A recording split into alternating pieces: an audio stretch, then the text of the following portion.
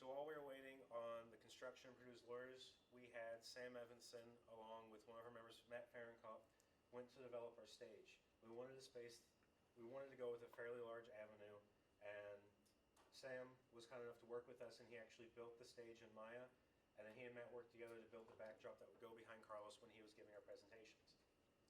So this is our example of what the first level of video would be. It would be just the simple PowerPoint where it would have his voiceover as it would go through the different bullet points. And there weren't any real big graphics or animations to it. We wanted something to be a baseline compared with what the industry currently is. And then the second level of this, which probably isn't going to play. So after this, we added graphics to the background to where the little data, or like the data chip in the back you saw would actually flash and little lights would move. We'd have animated transitions in and out for the slides, and we had an overlay of Carlos in the corner. And then unfortunately, we don't have a third level of video right now because over the weekend our render failed, and a lot of the audio we compiled didn't match up right, and then Carlos wants us to make a lot of changes to it. So the reason right now I'm the only one here presenting is that most of our team is actually back over in 346 right now doing testing and creating our new video.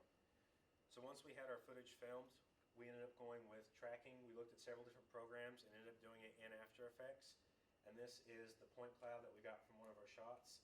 Because one of our biggest problems we had was matching our tracking data up with the scene. It came down, a lot of problems we had were like finding the right type of tape to do.